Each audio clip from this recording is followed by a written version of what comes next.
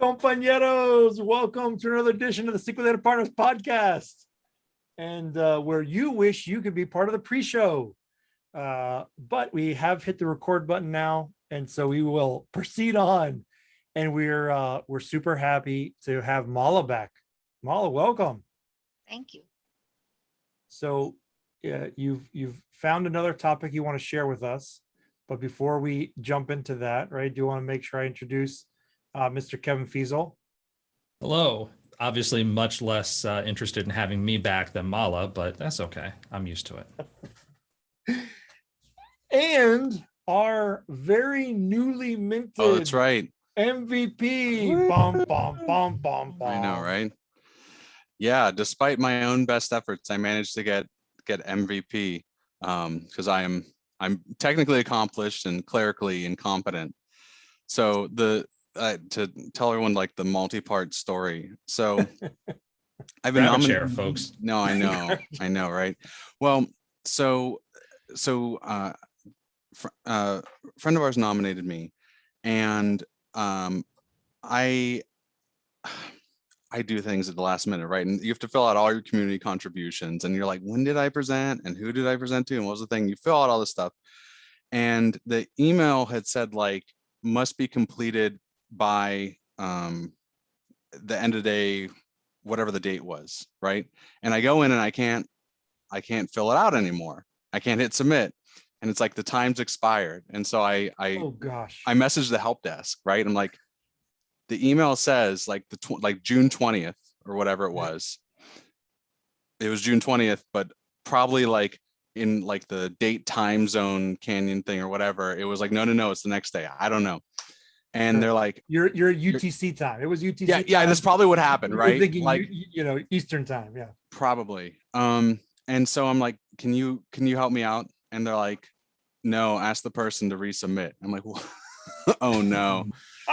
You can't just turn it back on. No, ask the person to resubmit. I'm like, oh no. Yes, we are Microsoft. We can allow HoloLenses to allow you to see 3D technology, but we cannot change. I'm sure this application was written in like ASP.NET web forms like 20 years ago, right? And some poor schmuck's just maintaining it. And so I go back. I'm like, can you submit it again, please? I'm sorry. And they do. And I fill everything out again, and because it doesn't save the prior submission. And then I hit submit, and I'm like, done.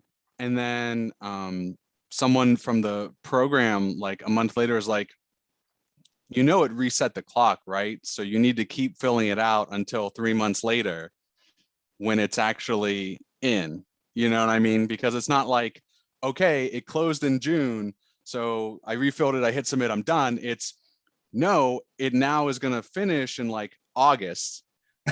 So you have to keep doing this for 2 months and remember and not screw up. I'm like, so I do that and I hit submit at like August 20th or whatever, the 90 days. And then I'm like, okay, well, it's going to be like a month till they process it, right? And then Mala's like, so did you, like September 1st, like, so did you get it? I'm like, no. I mean, I just submitted. It's gonna take a while, yeah. Right? Because it was like a week before. And then again, the person from Microsoft is like, did you hear anything back? I'm like, oh no. So announcements have gone out, right? Did you? Right. Yeah. Right. There's like, everyone's going like MVP buzz. I'm like, I just submitted this a week ago. There's no way. And the thing is, this application that's probably written in like ASP.NET web forms 2005 or whatever, does not support organizational accounts for your login, right? Like I tried that before in a previous iteration of all this mess, where I'm like, oh, I'll use my work email. I'll use Eugene at SQLgene.com. And you get like the world's most cryptic, like Azure Active Directory application ID long GUID not found, right? Because it's looking in like your Azure Active Directory for the MVP application. So the submission was to my personal Hotmail, which because I haven't used it for anything except for like Xbox and Skype, Sure. I don't have it set to forward to my regular email, right? So I'd received the confirmation. I was just too oblivious to go and check. And so Mala and Kevin were having a well-deserved laugh at my expense when it's like, hey, Mala, remember how you asked? Turns out an MVP. I just need to like read my email and do paperwork and all this stuff. So That's the real trick. I know, right? Like I've been doing stuff I've gotten nominated before. I've been doing stuff to get like to qualify for probably like 3 years now. But I quit my job right around that whole time and have been flailing with working for myself and all that. So yeah, that's my MVP story, is like, just tripping right at the finish line multiple times. And yeah, I've been told the person who nominated me would do it a third time, but not a fourth. And I owe them like a beverage or dinner or something. So yes. Well, now Makes a lot I of heard sense. a different story. oh no. So I heard, right, that this year, something very similar, there was some issue, right? And they could only approve, they could not deny. Oh, that's how Kevin kept his this year, right? Like, yeah, that's right. That and the bribes. yeah, Yeah. One of those two things, right? absolutely. Yep. Oh, also, I wanted to call out Ryan Wade got his MVP, and congratulations to him. Ryan for that. Yeah. That's awesome. I've really enjoyed his presentations on R and Power BI and all of that. Yep. So there are plenty of other MVPs. I don't want to denigrate any of them. I just remember that Ryan got his, and I wanted to make a special shout out. Nice. Yeah, there you go. So now, Mala, are you an MVP? That's a sore spot. 7 times nominated. So you and I can commiserate together, right? So at least, It's okay. we can't let these guys take over, right? Yeah. Then they, That's okay. It doesn't matter.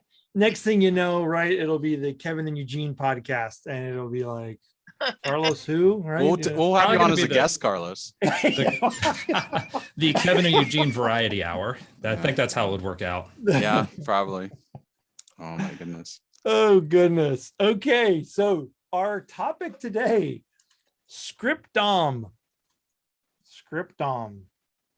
And so Mala is going to explain to us what that means, because apparently, MVPs or those who are aspiring there only understand, right? Those of us who the mere mortals are kind of like, what? In fairness, I'm Eugene, very much were a you- mere mortal, Carlos. Oh yeah. I'm a mere mortal. Were you familiar with ScriptDOM, Eugene? No, literally, Okay, like there you go. I'm like, I think I'm pretty sure it's a way to programmatically use the code that SQL Server Management Studio uses underneath the hood. So Sort of. yeah, That's but better. no, I mean, literally, I was looking at the docs before this podcast started, so that's where I'm at. That is the intense research that we guarantee to all SQL Data Partners podcast A listeners. minimum of one Google search per guest. Yeah. Well, you beat me there, because when Amanda told me the topic, I was like, "You're sure that is a SQL Server topic?" Amanda, No, it's 100% SQL Server. Absolutely. So basically, how I stumbled upon this is usually Kevin tells me, but that was not the case in this. We were looking for something to look for code patterns in our code base, which some of you may be aware that the code base we have at Channel Advisor is pretty huge. So we wanted a way to find patterns in this code that were undesirable and to point them out in case somebody typically the way we find them is when code goes through a review, but there is a lot of old code that does not get reviewed. So we wanted to find things like, for example, simple examples is select star usage or no lock usage, or certain things like having an unnamed primary key on temp tables, which can give some issues with query store because we use a lot of query store, that kind of stuff. So this sort of stuff is not easy to find with a text-based search, which is what we use 99% of the time. If you want to find if something is referred to in the code, we have a tool that does a text-based search and people go there and look for it. But stuff like this is not easy to find, and the output of any text-based search itself, it is it can be vague. It'll find you everything, including stuff that people have mentioned in comments and such. And so the only two ways you have to finding stuff like that is either by writing some sort of a clever regex pattern or by using that text-based search. So we started looking for it, and that's how I found this tool.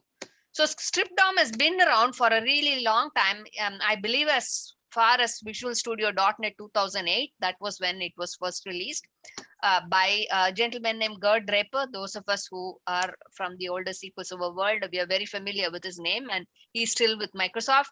So his team apparently made it, and the first release was with Visual Studio .NET 2008. And then by 2012, they decided to release it as its own entity as part of every SQL Server release.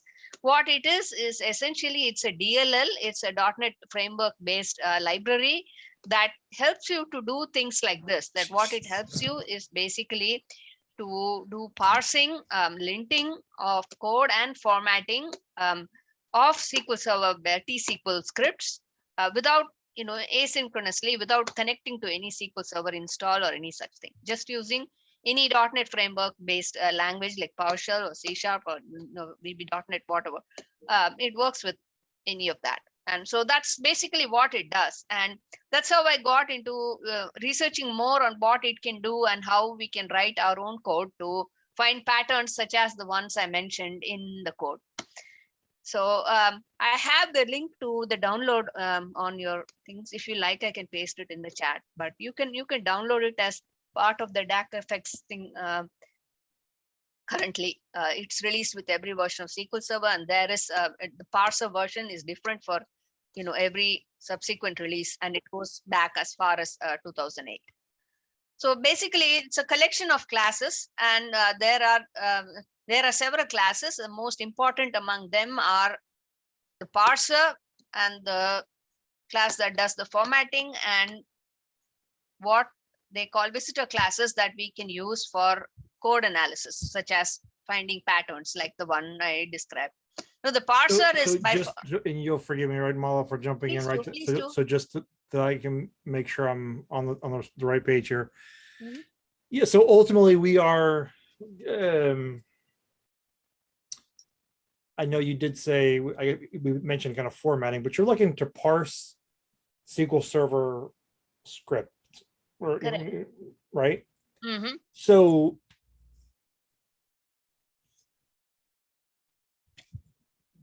is there okay? So right, as I think through that, I'm like, well, there are DMVs that will allow me to see the contents of like a stored procedure, right? So you mentioned.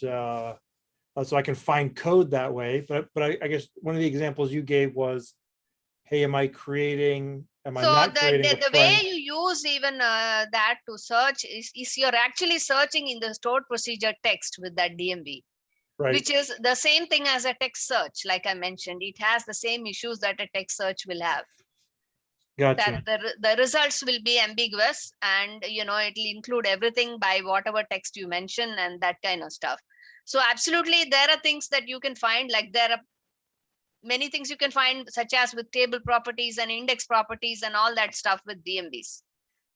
And that might be a whole lot easier, but this is just to do something asynchronously. And sometimes, like in the environment that we have, we want to find these things before they actually hit the server.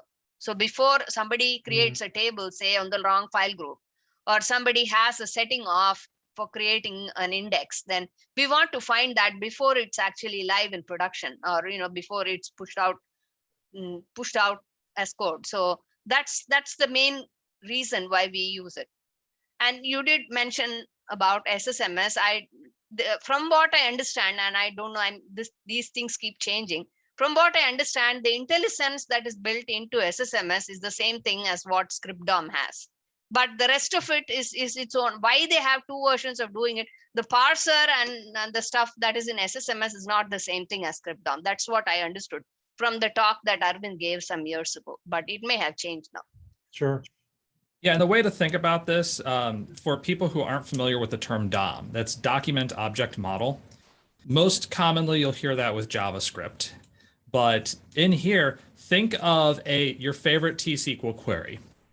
Just imagine your nicest T-SQL query that you think about at night when you need to go to sleep. It's so beautiful. And imagine the components of that. You have, for example, think of your where clause, or maybe it's a create table statement, and you have the attribute names, you have the data types, you have nullability, maybe you have key declarations within there. Each one of those is kind of conceivable as an object. And so you may have, for example, a data type, object type.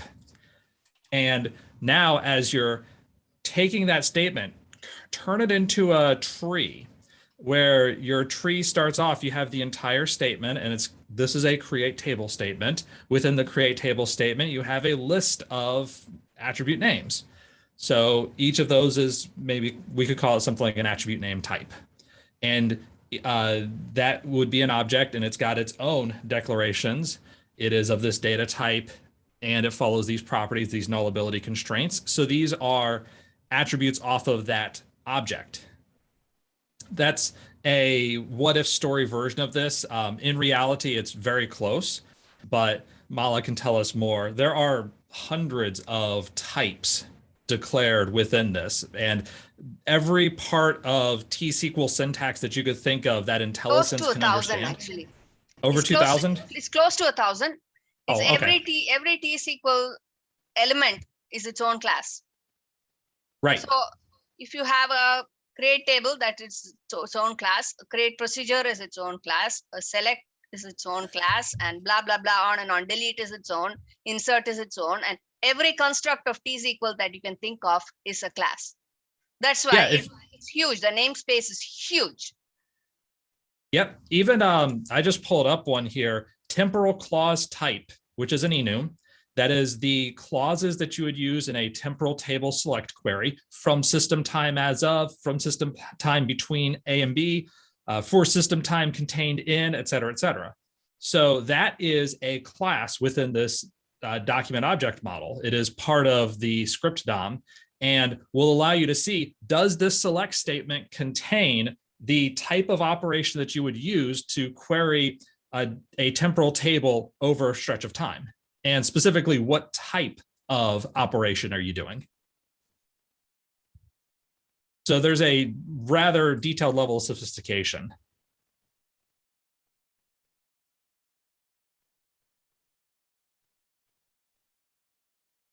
You're looking beautiful, but you're on mute, Carlos. There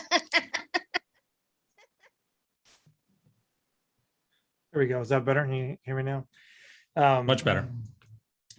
Yes, I mean, it sounds like there's, lots of functionality, but let me ask why haven't we heard of this before, right? What's the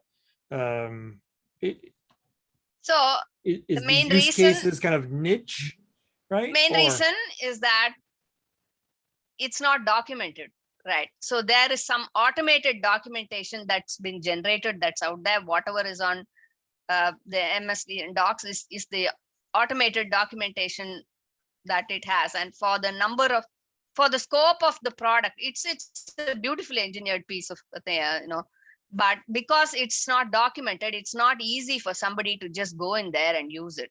You are dependent on your own research, but for the most part, backed by a few scanty blog posts, and I have a few of them on the one MVP named Dan Gusman. I think his blog post has been the inspiration for several of us, for the most part, the most detailed one you can find. Okay. And his blog post, and Aaron Bertrand has done a few, and Arvind has done a talk. And that's pretty much, less than 5 resources you have to learn from for a product that is this massive. So that's the reason that most people don't use it, because they don't know how to use it. Yeah, and I'll give my hot take version of that as well, which is this is a product that is aimed at database administrators, but it requires development skills. And far too many database administrators think that they have 0 development skills. And so therefore they're afraid of it. Like, I have to use .NET programming. That's crazy incantations. I can't learn that stuff. All I can do is write T-SQL and PowerShell and all of these other scripting languages. I can't possibly use .NET. Heresy. Yeah. Well, you can use PowerShell with it. Oh yeah, absolutely Yeah. you can. That was tongue fully in cheek with Right. dramatic irony intended. So, I'm thinking about like you talk about the document object model as it relates to like JavaScript and HTML and that kind of stuff. So is this more for being able to produce a query that's correctly formed and we're not doing the old like just string concatenation nightmare? Or is the idea, like with a lot of JavaScript, is you're handed a query, it's parsed out in this model, and then you can make changes to it. You can change nodes or change settings or that kind of stuff. So is it more for generating SQL or more for modifying SQL in some No, way? it can't generate any SQL for you. Oh, okay. It can't parse dynamic SQL either. So, I mean, Gotcha. dynamic SQL is only a string when code is static. So there is nothing to parse in there. So what it can do is the three main things. It can parse a T-SQL script before you run it, on SSMS or anything. So it will throw any kind of parsing error at you, like you miss a comma or you miss a bracket or you doing something, anything that you can find without connecting to the server, it will find for you. Gotcha. Like you misspell a table name and such, that can't be found, but anything else, it can find for you. That's the main function. It can format, T-SQL really neatly. There are some disadvantages, like it can't retain the comments and some stuff that that needs fixing, but it can do a decent job with formatting. And the most important thing, the last one, is the linting part, is where you can find stuff. You can actually find patterns in existing code, especially if you have large volumes of code that you think they should not be there. Hey, this Okay. this select star, I want all the select stars gone. So you want to find all the scripts that refer to a select star. You run it, then it will find everything for you. And go on. So where in the process does this fit in? Is this something that's going to like a CI/CD Yes, process? Okay, that will be part of your CI/CD pipeline. okay. So then, I can see a lot of benefits with that, where it's like, okay, we have a continuous development pipeline, or we have some sort of process, and we're not just depending on Kevin to spot check stuff, but we can make these rules and say, no select star, or if you're dropping a table, there needs to be an explanation or whatever. So I know it doesn't retain the comments, but I mean, still, you could have it that could flag. No, that's a only check for or something. formatting. That's only Okay. if you want to format. It doesn't bother with any comments otherwise. Gotcha. So you can even do things like you want to capitalize all the reserved words and somebody is using small case. You can find stuff like that too. Nice. Okay. Yeah. It's starting to click a little bit better. Okay. Right. Yep. So what? I'm also scanning through a blog post that Arvind wrote. For Arvind's sake, I'm not even going to try to pronounce his last name. He's used to it.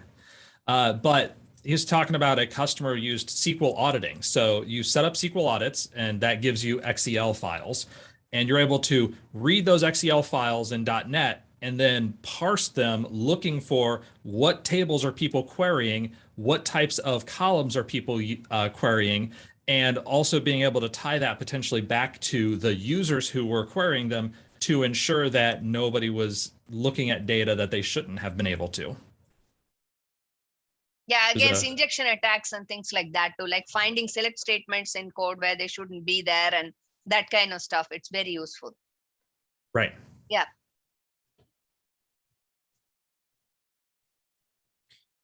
So there are some good uses for it. There absolutely are. So what it basically does is it splits the script you supply into tokens. So each token is basically one word in your script, including the spaces and the punctuation and everything. Each token has a token type and a token text. The token type is what tells you what the token is, like an identifier or whatever, a square bracket or a white space or whatever. These tokens are in turn grouped into fragments. So if you parse a script, the parser method, it returns to you a fragment, which is a collection of tokens and all these things. And using that fragment, you can find what you like. And like what Kevin described a little while ago, you can go the hard way and parse the whole object model, layer by layer, like peeling the layers of an onion. Okay, here, here is the create procedure statement, and within that, you have a begin and end clause, and within that you may have a begin try, and within that you may have a select, and inside that you have columns, and on and on. You can choose to find things that way, which is like, which may work for some specialized cases, but it's actually pretty, it's very cumbersome. It's a lot of code, and you never know how people are going to be writing code. Like if you have a very set way of writing a begin and end clause, within that a select statement, that kind of stuff will work. But people write code in a bunch of different ways. And if we want to find select star, like the example I picked, you can find that in many different places. You can find it, if it may be an if exists select star, it may be a source to an insert, it may be just a plain select statement, it may be inside a CTE, blah, hundreds of places you can find it. So you want a shorter, easier method for something to go and grab all of those and say, okay, here, no, I found all of this. You get it. That's where you can use what comes with it is called a visitor class. And it has two visitor classes, which is a T-SQL fragment and T-SQL concrete fragment. What visitor classes do basically is that they are sort of a backdoor entry to finding what the main class can do.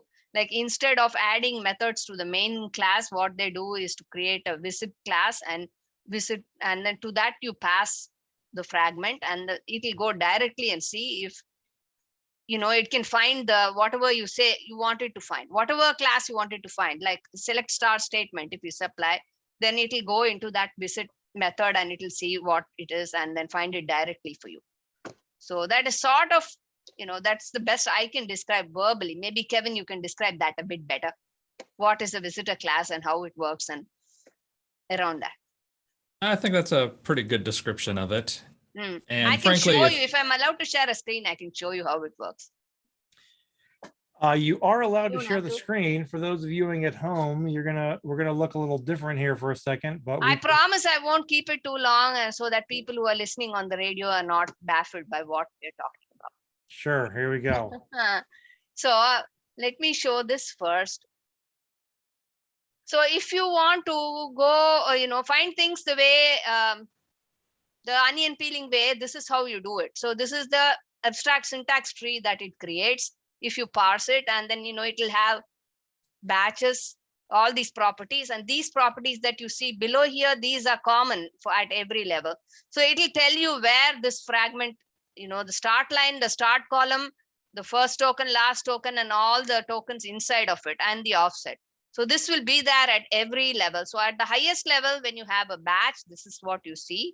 And then you go one level deeper, then you see the statements inside that batch. Then you go another level deeper, you see, this is your select query.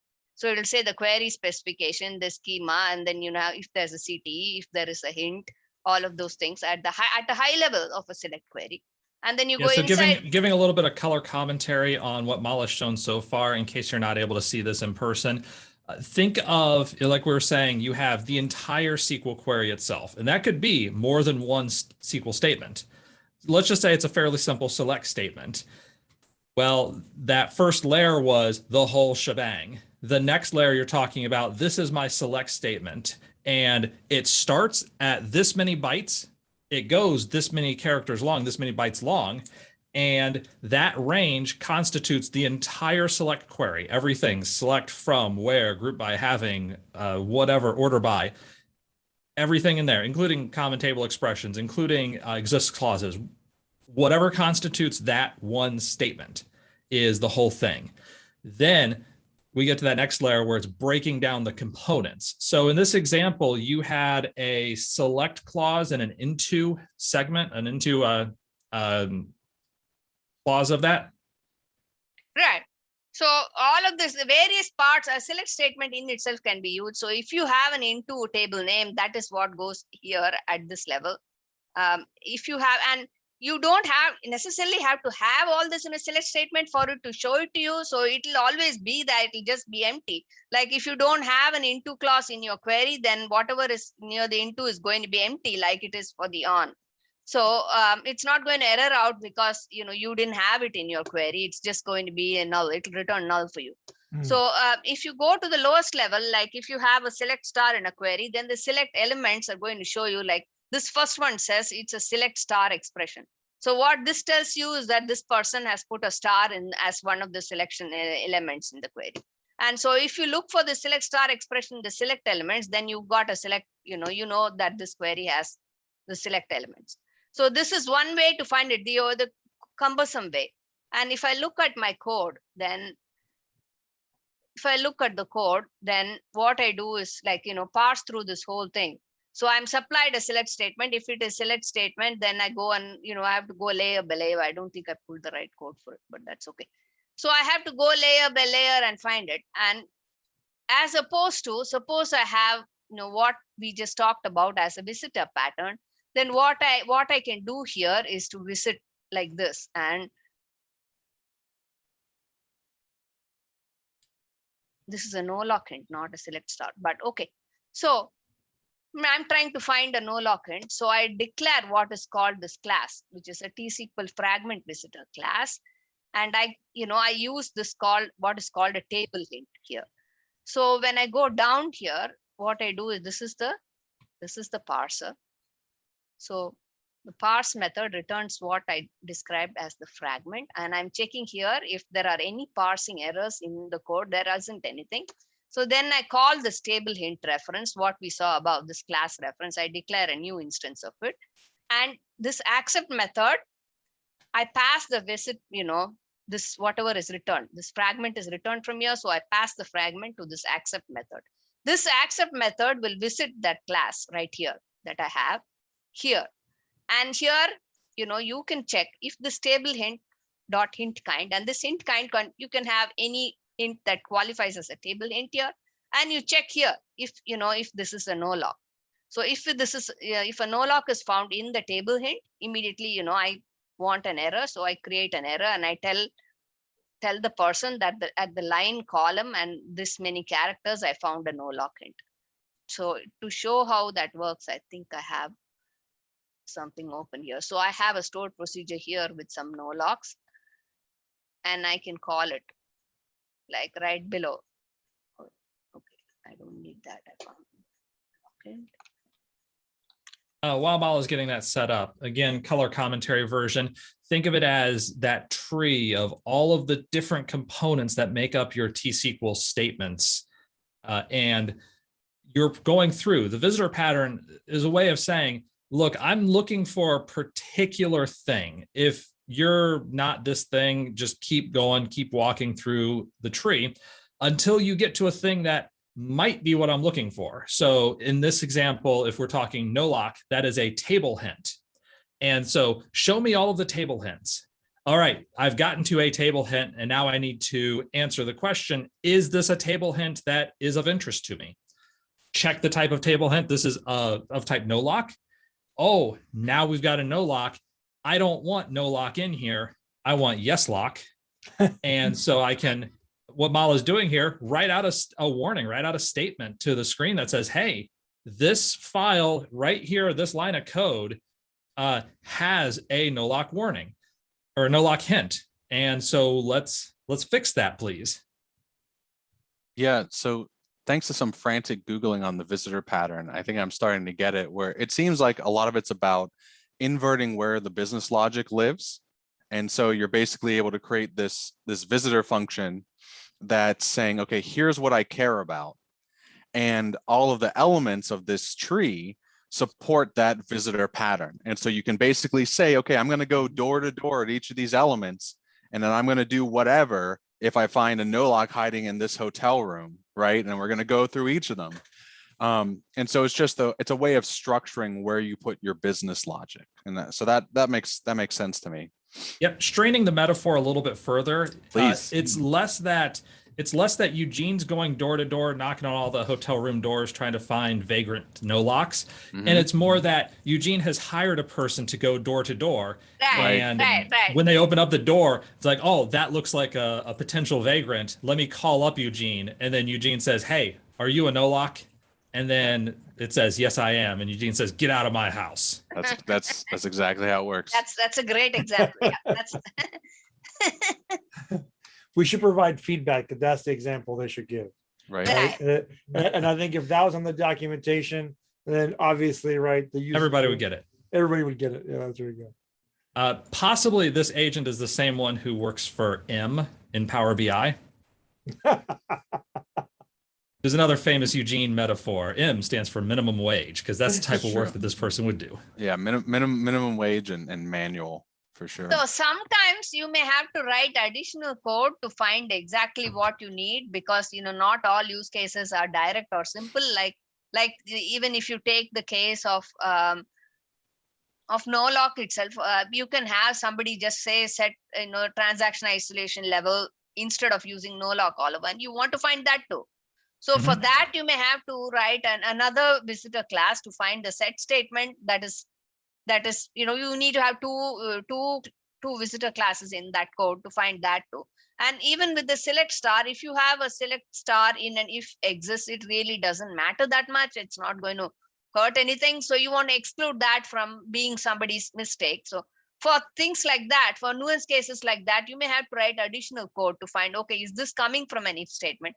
And in some cases, that visitor class has all the properties you need to find the related information. Sometimes it doesn't. And the select star, usually it can't tell you that it came from inside an if statement. So you have to find a way to find if statements, and then within that you see if that scalar subquery has a select star and all that kind of stuff. So in some cases, the code may get a little bit more complex than it is, but in most cases, to find simple things that are code anti-patterns, it's pretty easy to use. Once you get your head around how it works, it's really easy. Yep. So basically, once you're in that method, once Eugene's agent has opened the door, you can write whatever code you'd like. You can have whatever rules context you need. And you can also navigate up the tree further, which is important there for that if not exists. Or maybe I will allow select star if it's followed by an into a temp table. Sure. Right. And maybe that's an acceptable use of select star in your environment. And now your visitor class can get more complicated, and you may get to the point where you're introducing other object-oriented patterns around rules engines, but it can start out fairly basic. Do I have select star? Do I have no lock? Do I have use of temporal tables? Right. You do have unnamed primary key constraints and that kind of stuff. And yeah, so simple stuff is actually pretty easy to find once you get a good understanding of how this works. And the problem with most people is that even getting to that level of understanding takes considerable time, because yeah. So now, have you found that this is, replace is too strong of a word, right? But helps support, perhaps is a better phrase, help support the code review process? Is that, is that one of the goals? Yes, if you will. That's the main goal, is to support the code review process and make it easy. Make it easier to, I don't think there is a way to eliminate manual code reviews entirely, because you can't automate what people just know as something wrong. And sure, there's no way around that, because people who know the application and know the database, they know certain things are wrong just looking at it. Like, hey, instead of using this table, why don't you use this other table, and that kind of stuff. So that I don't see it, in complex environments, at least I don't see it being a replacement for manual code reviews. It is certainly a good addition to improve code quality. And it certainly helps, like the other examples Kevin explained, to find, SQL injections or to find violations in usage that may be there if you want that for audit, all that kind of stuff. Yep, exactly. There you go. So we will have the show notes available. And I don't know, Mala, I know you had, that was in PowerPoint. Have you made a blog post about this, or? I'm halfway through writing one. Halfway through. Nice. Yeah. But she does have a post on SQL Server Central about it. Right. I gave that to you in the show notes. Okay, the one very on good. parsing. Yeah. Oh, that too, I'm working on it. I found a workaround to where it can, you can keep the comments. So there will be a part 2 to that coming soon. Very nice. So then we will make sure that we make that available at SQLDataPartners.com/SQLDOM. Not ScriptDOM. ScriptDOM. Thank you. ScriptDOM. ScriptDOM. Yep. Or SQLDataPartners.com, episode 233. Yep. /233. Very good. So one more usage that I forgot to mention also is that if you have old code from older versions of SQL Server that are no longer valid because the parser comes in so many versions, it'll help you find stuff like that. Like if you go back to times when you didn't use create or alter, you were just using create, or you were using old-fashioned ANSI joins and such, it helps with finding that kind of stuff too. Oh, there we go. Yeah, it could also help you with the embarrassing situations where, oh, now I have to work on 2012 and I forgot that string split or string ag aren't on 2012, because you can select the parser version. Right.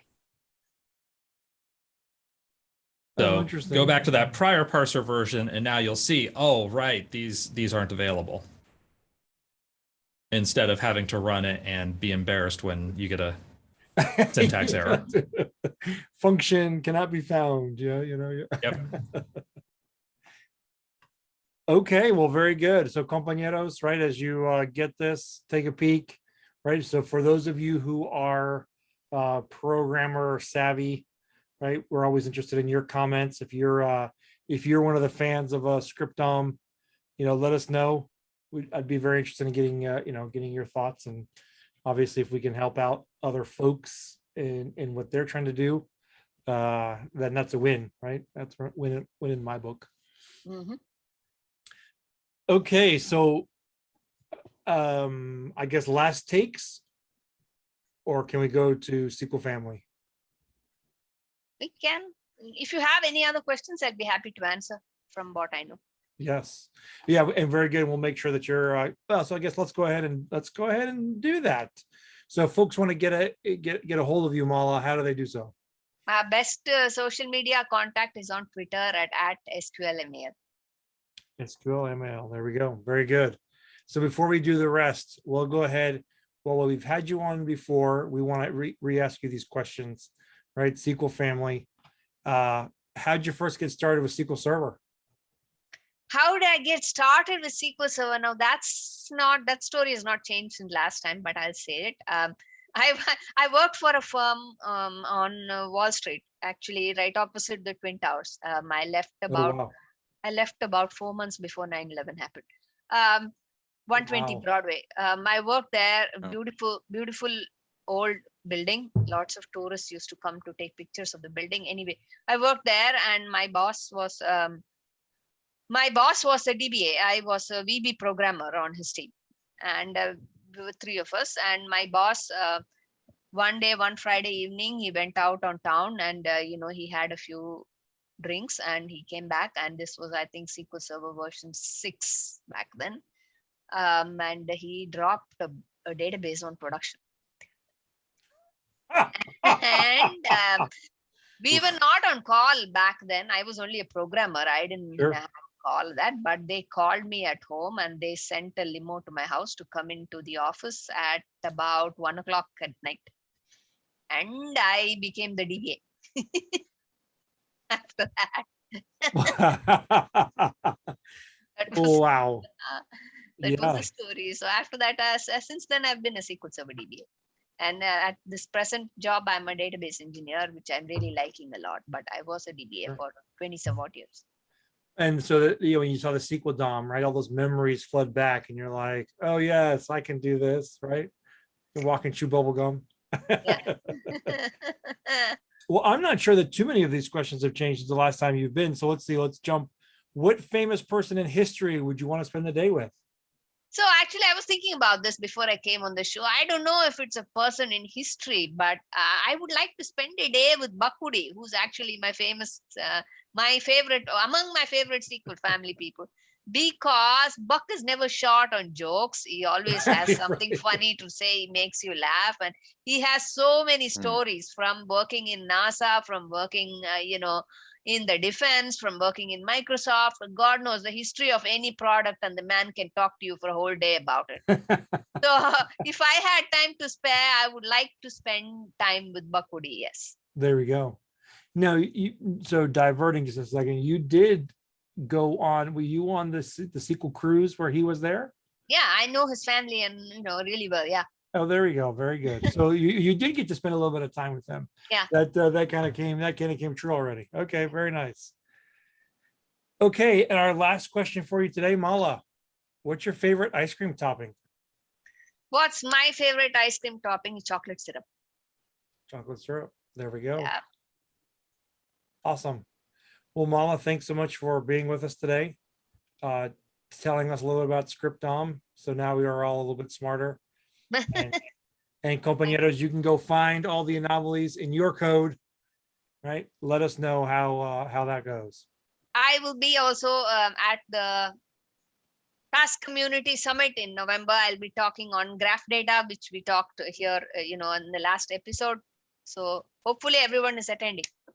It's a free summit for 3 days. Yes, there you go. Nice. It's free there. It's free this year. So be there or be square. All right. Thank you for having me. So we already mentioned, right? So if they want to reach out to you, SQL Mal on Twitter, right? Mr. Yes. Eugene. SQL Gene on Twitter, and I blog very infrequently at SQLGene.com. Mr. Kevin. So strangely enough, it looks like it's one of the properties here in this literal payload option class. There you go. Uh, Now, which one? That will be the fun part of figuring that out, right?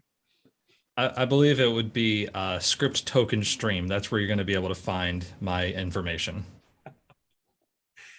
And compañeros, you can reach out to me at on LinkedIn. I'm at Carlos L. Chacon. Thanks again for tuning in, and we'll see you on the SQL Trail. Bye, y'all. Bye.